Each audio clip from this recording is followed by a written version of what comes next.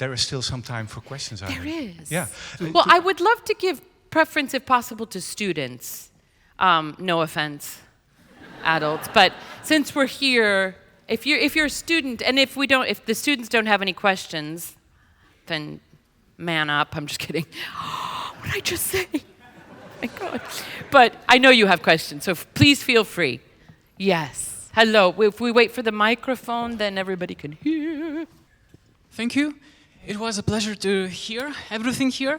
My question is this. In one of a masterclass, you mentioned a story of how you sang for imprisoned people. I think 2 arias, and the second one was cheering, interruption of cheering. Yeah. And then you mentioned that at that moment you understood that music is what unites us and that even these people can actually feel it. But I wonder whether it's, in your experience, these chords and melodies that actually affect them, or the way we actually make it for them to feel, like all these details of engaging your body to convey a certain emotion through your humane thing.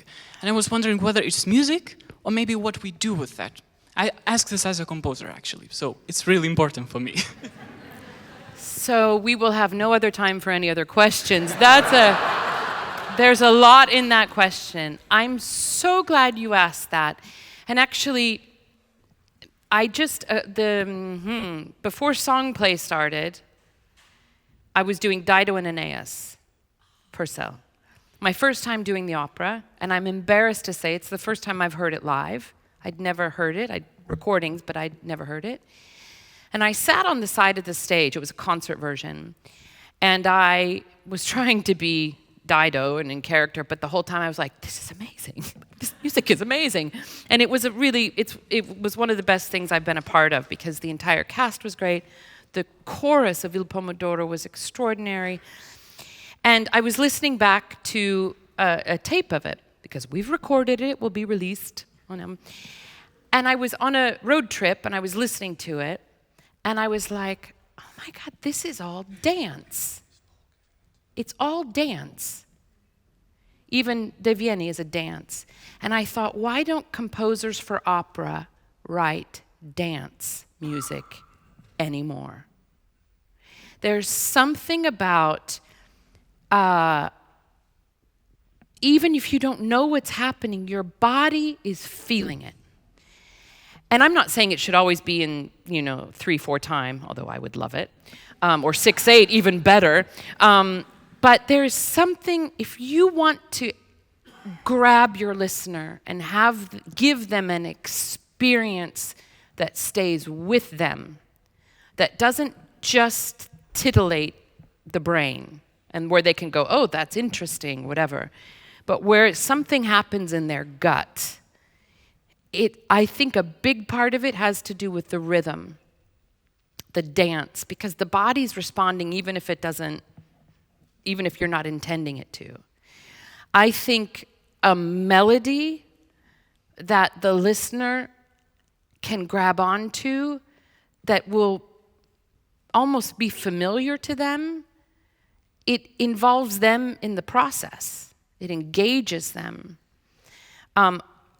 This is a different story about prison, but on one of my visits, Craig and I brought some of the song play. It was right before we recorded it, so it was like 6 years ago. And we sang Caro mio ben. And one of the guys, he's been released for a couple years now, Kenyatta. I've sung some of his music, and he's on Instagram. He's performing and writing. It's really extraordinary. This program, Inside Sing Sing, changed the entire direction of his life. He raised his hand after Caro mio ben, written 300 years ago, whatever. And he goes, I don't know how to describe it, but I feel like I've always known this song. I know I've never heard it, but I feel like I've always known it. So I wish composers today would be bold in trusting the simplicity of a rhythm that's familiar and a tune that evokes something. And I'm not saying it all has to be that, but to include that, I think there's a part of the listener that goes, oh my God, I'm home. Or, I feel a part of this. So I do think a lot of it is the music. I think if I had taken in, I mean, I can't think of anything right now, but, you know, a piece, you know, I don't know if that's the technical term for it. I don't know if they would have had such a response. The second part of that is how we present it. So that first visit at Sing Sing, so it's a maximum security facility, and I was singing for the men in this program that are learning to compose and play music, but also for about 200 men of the general population. This was almost 9 years ago when I first went, and they said, oh, it's an opera singer coming. Well, I don't know about opera, but tell her to bring opera. So the first piece I did was Piangero. And I introduced it. I said, do any of you guys know that hallelujah, ha? And they all went, hallelujah, hallelujah. I said, well, I'm going to sing something that by the guy who wrote that. So they had context. And I explained this is Cleopatra, Queen of the Nile, and they went, and then I started thinking, Joyce, what have you done? And I said, the first part's really slow. Well, anyway, I've told this story a few times. You can, I'm sure it's on YouTube or something. But I brought them, I put it in the context so that they felt a part of it right away. The second piece was Tanti Affetti, and I said, I'm sure you guys know, this was written by the guy who wrote that. So they feel like, okay, yeah, I can do this opera thing. And I think what they were responding to was the genius of those pieces. There was a rhythm to it that they could clock into. There was I told them the story. I explained with Tanti Affetti that just when you think it's over, it still goes on because it's opera. But it's the end of the opera. She's so happy. Listen how she's going to continue to go higher and faster and higher and faster. So they had a correlation to the drama of what was going to happen musically. And what was happening dramatically was supported by what was happening musically. It was coherent. But to present that in that situation, I had to do all the kind of work that the three of us, the three students were doing today. I had to be in complete ownership of very difficult pieces, vocally and dramatically. And I had to do all of that work behind the scenes so that when I arrived, I could have them imagining me, this white girl from Kansas, that I was Cleopatra. And that's not by makeup or costumes, that's by energy. We were talking with Octavia, the energy of that. The way you were standing at the beginning, I don't believe you're a queen. When you came into that power, and not, you could be a queen, I mean, you look beautiful, but not Octavia kind of queen who's destroyed. But when you come into that power, it's an energy thing. So I think the answer to your question is all of it. But I will also say it's worth it. It has to be done in the service of giving an experience to the listener, not in proving your dexterity as a composer or proving your dexterity as a singer. It has to be in service of giving the listener an experience they will never forget. And I'll tell you, I didn't know what was going to happen that night 8-9 years ago. But this fall, in that same auditorium, I had 14 men from that program singing the chorus of Dead Man Walking. And we brought Dead Man Walking into that facility, and they were singing a 20th century, 21st, right on the cusp, opera, and they were singing the chorus about their own lives. And so I have zero tolerance for people that belittle opera and the power of opera or classical music. The problem is if they're not getting it, we're not doing our job. Period.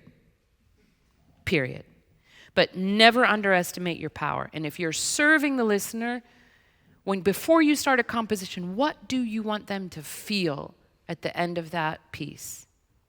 What do you want them to think about? What do you want them to feel? That's how I program my concerts now. I think, what do I want them to walk out of the theater with and take home with them? I don't need their applause. I don't need them to go, oh my God, we love you. Okay, thank you. But I want them to go home and think about it, because I really believe it can change the world. I believe that with every fiber of my being. I'm not saying it will bring peace on earth, but it will change the lives of people. And you have to know that you have that power, and you have to take responsibility of that. No pressure.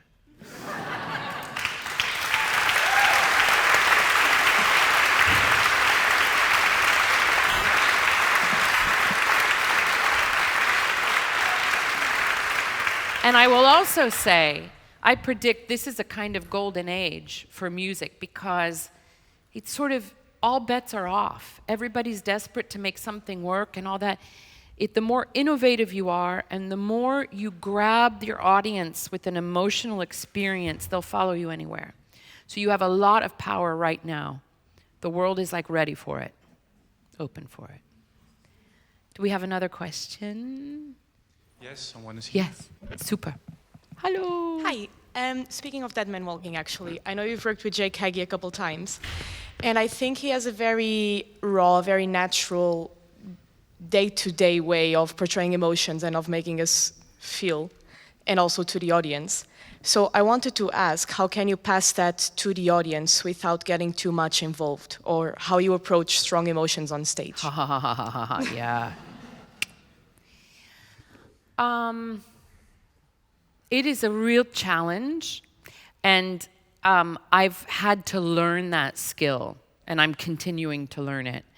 I think the best explanation I've heard of that, I mean, I have my own approach, which is let's say it's an opera.